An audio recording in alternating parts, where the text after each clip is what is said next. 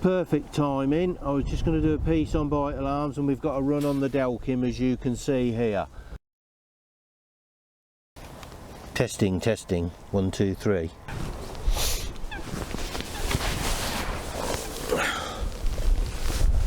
Right, if we're all sitting comfortably, I was while I was here today, I was going to do a bite alarm review. Hence why I've got 2 pods with 2 sets of alarms set up. It's not because I fish 6 rods at a time before anybody writes in. Okay, and the 2 sets that I'm reviewing today are a set by ProLogic and a set of Delkims, which you can see here. Now, more importantly is not the make of bite alarm, but it's the type of bite alarm and how they work. The Delkim has a piezo vibration sensor built in, and what that actually does, it's almost like a reed in a flute is the best way I can describe it, and it picks up the vibrations from the line running through them. Okay, the ProLogic is your typical roller wheel bite alarm, and most of these alarms fall into this, either of these 2 categories. This probably, the roller wheel probably being the most common out of all of them. Okay, now as regards the set of roller wheel alarms, as I said, don't think particularly what make they are, just think what type they are, that they are a roller wheel which has magnets inside the wheel, and as the magnet passes over the sensor it records a bleep and lights up. This particular set cost me £130, and that was for the 3 heads and the remote that comes with it. The Delkims, as I said, work on a piezo vibration sensor, right, and it records the movement of the line across and does exactly the same job. Records a bleep. Okay, the difference being is that each of the Delkim heads, at the time I purchased them, are about £120 each. I think they're near 130 now, and the remote unit was about 130 at the time as well. So we've got 360, 400, almost £500 worth there in this particular set. Discount that there are hangers on here, and there is another type of indicator on here for the moment, because all I'm really talking about is the particular type of bite alarm and how they work. And as I said, that's done by vibration, that's done by magnets passing over a sensor. Okay, functionality wise, right, on this particular set here, which there are many other sets by many other competitors out there, all competitively priced as well. So that's why I've said, hence ignore the name of the 2 particular alarms. But on this particular set, it's got a volume button which you press and hold. I'll demonstrate to turn it off, and then you press and hold it again and it will turn it back on. And it's got 6 volume settings, I believe. 2, 3, 4, 5, 6, and then it goes to silent, and which I normally leave them on when they're at the water side. Okay, it's also got a tone control on here, of which there are 5 tones, I believe, from high pitched right down to low. Okay, so which is recorded on the little remote unit as well, as each one of these gives a bleep.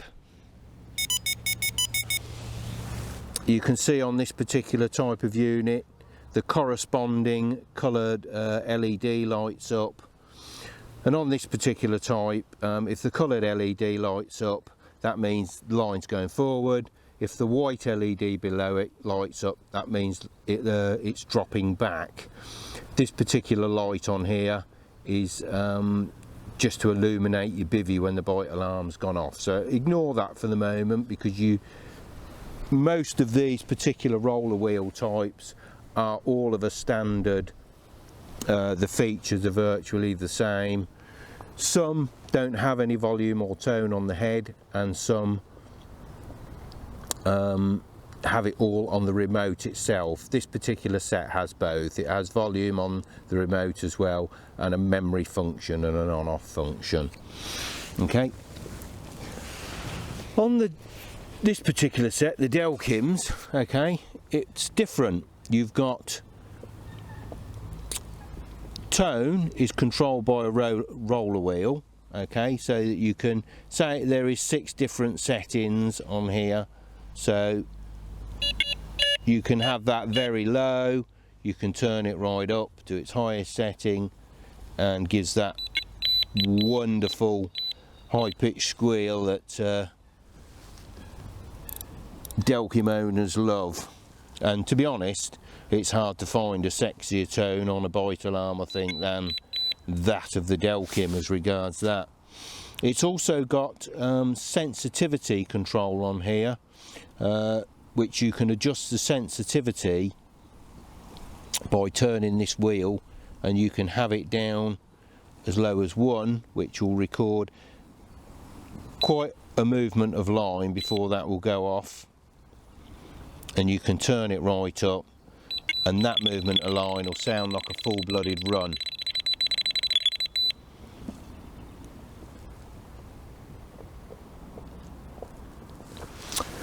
Same thing, what you see on the bite alarm is replicated on the remote unit. There's an on-off switch on here, there's a volume roller wheel here, and the corresponding LED lights up, in this case the red one. Okay, now bearing in mind that this particular set was 500 quid and that set was only 130, is it simply down to price? Is one set particularly better than the other? Well, in my opinion, I'd have to say that both sets have their faults and their foibles.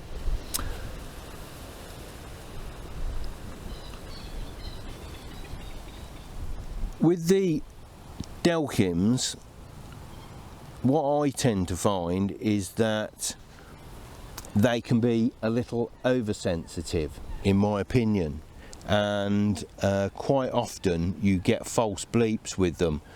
Especially if you tend to use a hanger type system rather than this particular system. The hanger's blown about on a very windy night. Because it records vibration, and I think it records about 30 movements of line, if I remember rightly, before it will trigger the alarm off, you do tend to get very false bleeps if using hangers on windy nights. Now I've got that down to its lowest setting at the moment, which is 1, and yet I still managed to set it off after that. And that might not be important to a lot of people, but for me, I tend to find, I'm sure a lot of other anglers do as well, that a single bleep on a bite alarm is like a baby monitor to a paternal mother to an angler. That's dropping back actually. And here we go. Oh, excuse me. And we're in.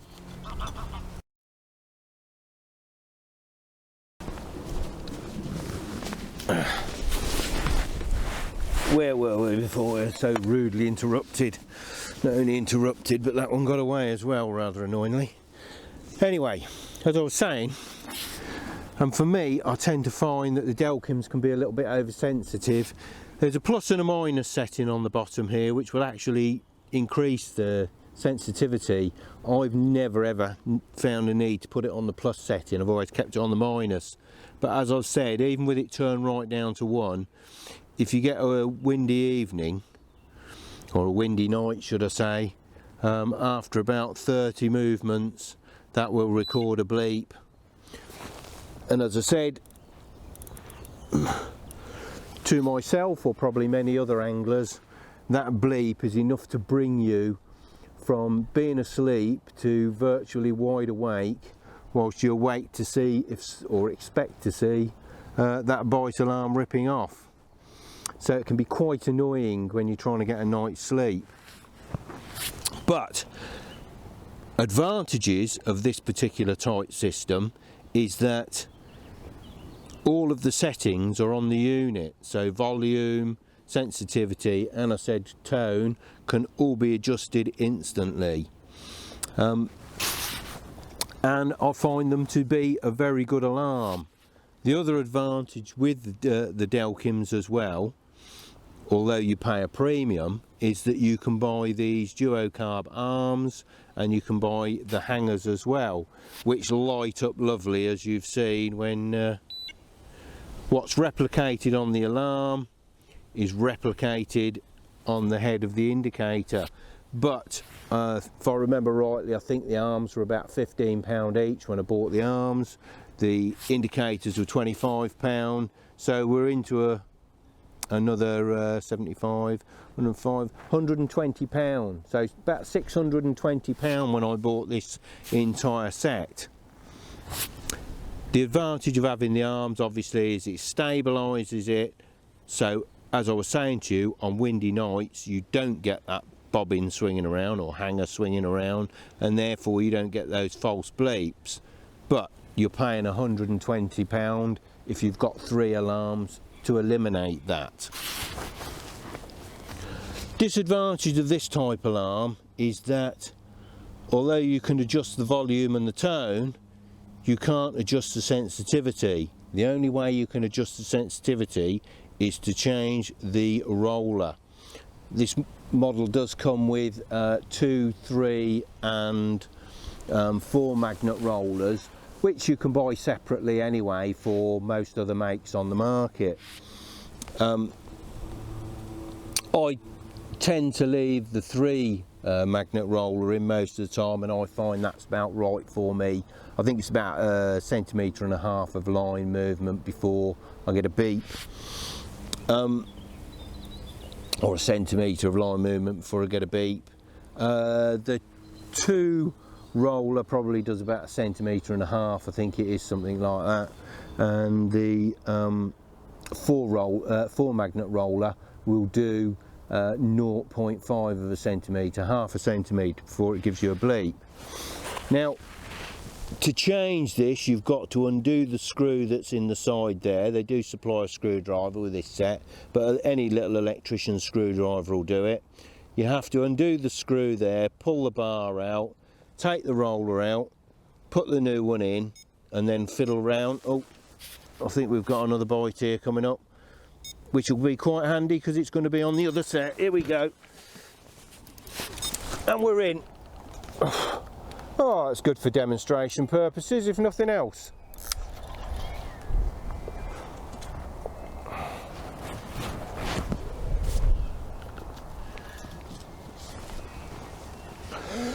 Well, there you go. When your luck's in, as the man said.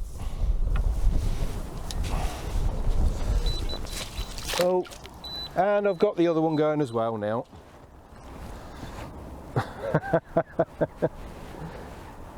Yes, 2 on at once. Still, it's not worth panicking. The best thing to do is to land one first and then get the other one after.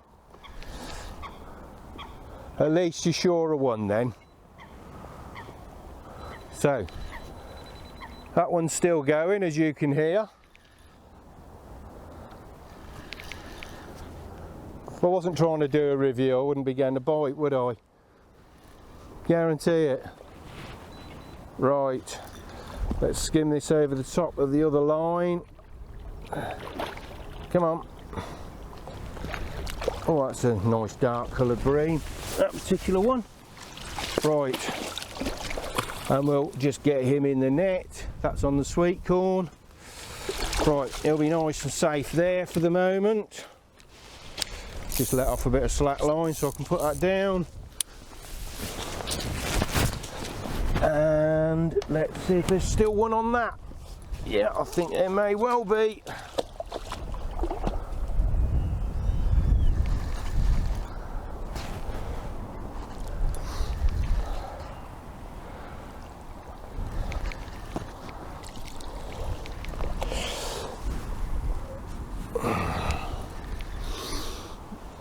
Well, it's an awful long time since I've had the double bite on anything. Stay there, you.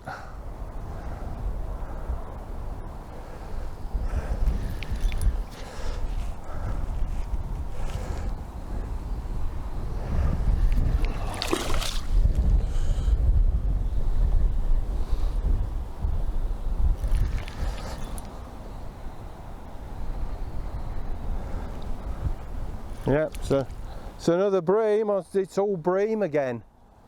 I don't know what's happened to the tench.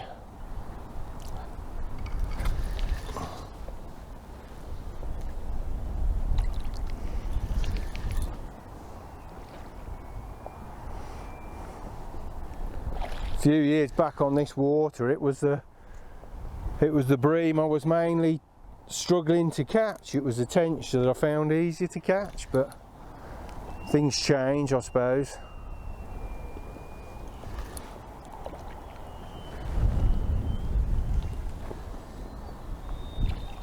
Both on the method feeder, one on sweet corn,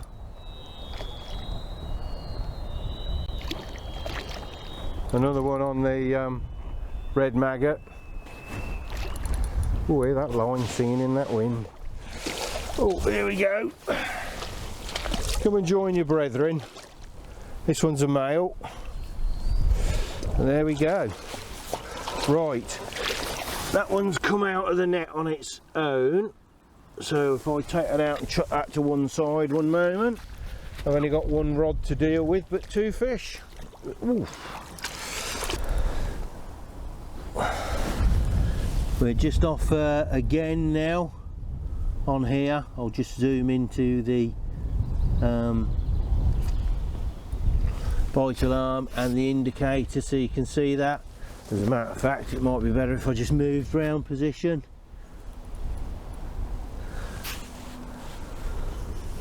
Right, I'm going to hit that. Here we go.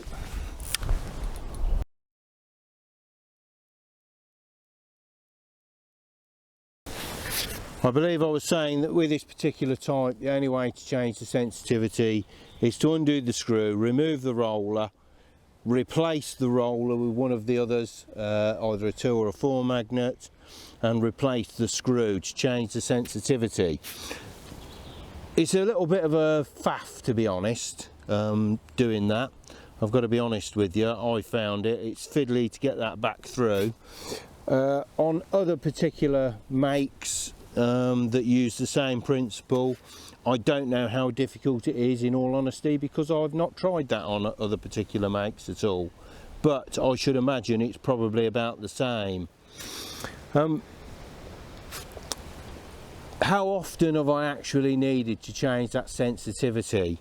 Well, I bought these about 5 years ago, this particular set, but I've been using this particular type of alarm certainly since 2007, probably a long time before that, to be honest, but I'll go back 10 years for now. In that 10 years I've changed the sensitivity 3 times, and the only reason why I've had to change that sensitivity is normally when I've dropped into a swim, when I'm fishing tight up against snags and I want fish locked up, and I want as early an indication as possible. So I want that to be going as soon as possible.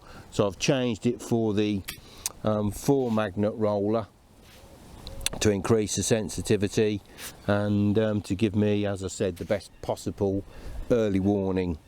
so straight on the rods, because as I said, I'm fishing locked up. I don't want fish getting into those snags. But as I said, you know, that's a handful of times over quite a number of years. Another annoyance with this particular type of alarm, and it is very similar on a lot of these types, is that to change the battery you have to remove the 4 screws on the back, undo the locking, loosen the locking wheel there, and then pull the back off, taking care, because there's a little rubber seal all around, that you don't drop that or lose that. Take the battery out, put a new one in obviously, and then push that back on, put your screws back in, and retighten that locking nut that's underneath there. I probably find that on these, because they use quite silly little batteries, I can't remember what type they are at the moment, but then you can't just walk into any shop and get them. I normally send off for them over the internet, or I've come across them in Boots for example, but they're not commonplace to get. I probably change these about twice a year. They only last me about 6 months, but then again I'm fishing an awful lot as a general rule. The batteries in the Delkim, they use PP3s. You just slide the cover straight off of here, pull out the battery, put a new one in. PP3s, as you know, you can get from most places, newsagents, corner stores, supermarkets, easily accessible. And they say that they last about a year, and I've certainly found that, to be honest, probably more than a year and a couple of months. Even when I'm using these all the time rather than the others. So as I said, they both have their annoyances. You don't tend to get the false bleeping with these as you do with these, but as I said, in addition, the advantages are that all of the adjustments are instant on here. You can buy the duo carb arms and the hangers, and they really do look nice.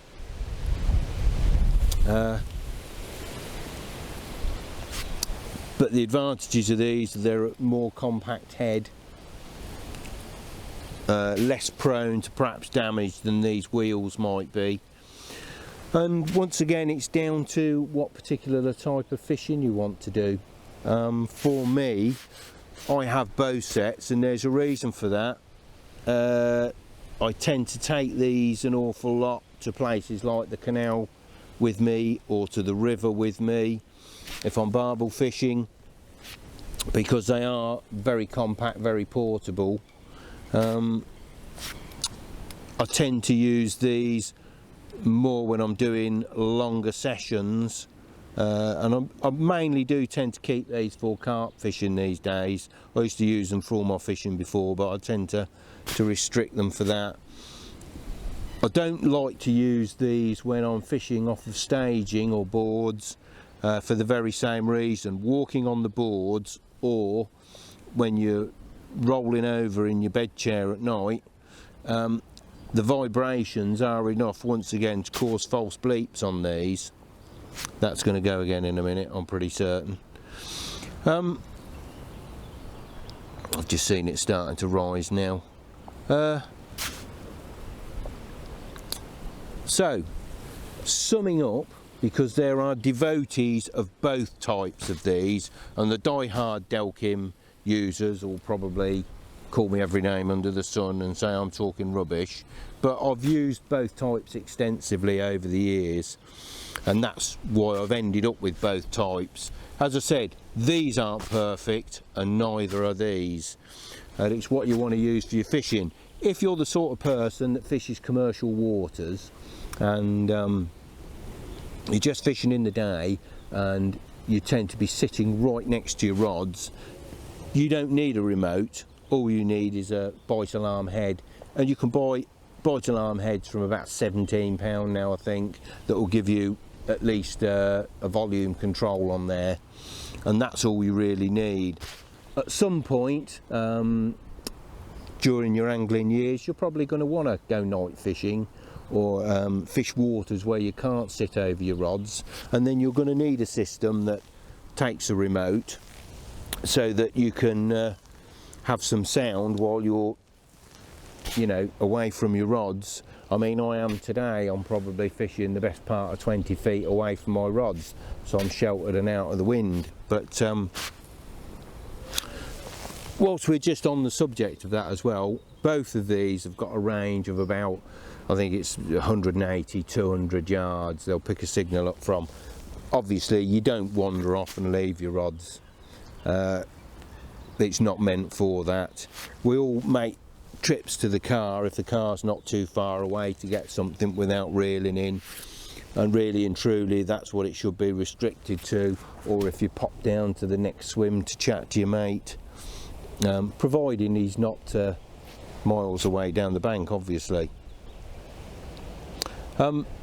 Now, so it's not just a question of price in reality, because if you can afford it, if your bank balance is quite big and you want all the functionality that these provide, right, then I would recommend you buy these, especially if you want to add in the hangers and the bobbins, the hangers and the jerk-curve arms rather, because they really do look absolutely gorgeous, especially at night.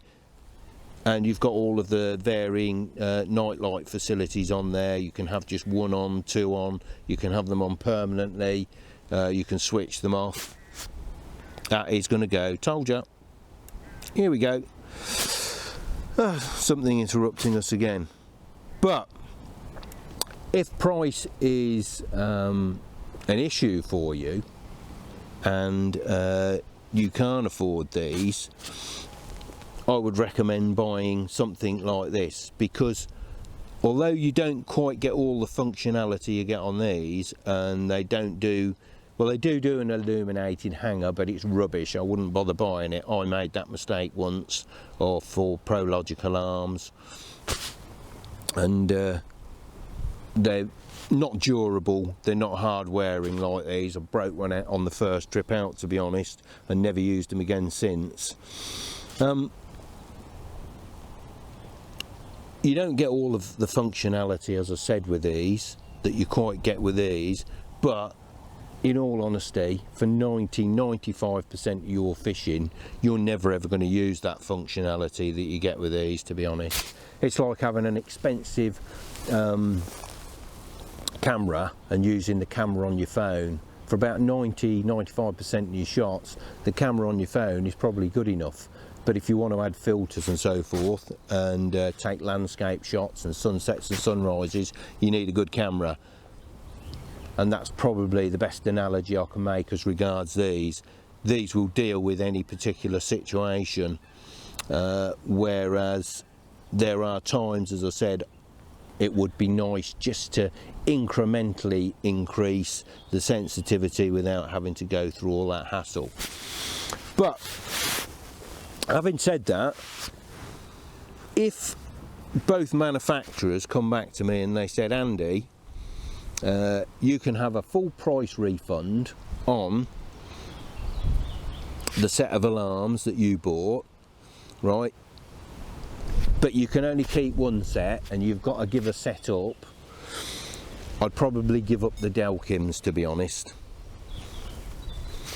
and I'd stick with these. And the reason for that is they just suit my style of fishing. It's not that these are better than these, but for me, they suit my style of fishing. As I said, the heads are nice and portable. They're good on a pod. I can put them just on a bank stick. I can take them to the river, to the canal. I can throw them in a bag. I've not got to worry about anything getting damaged on them. And that's really my reasons for it.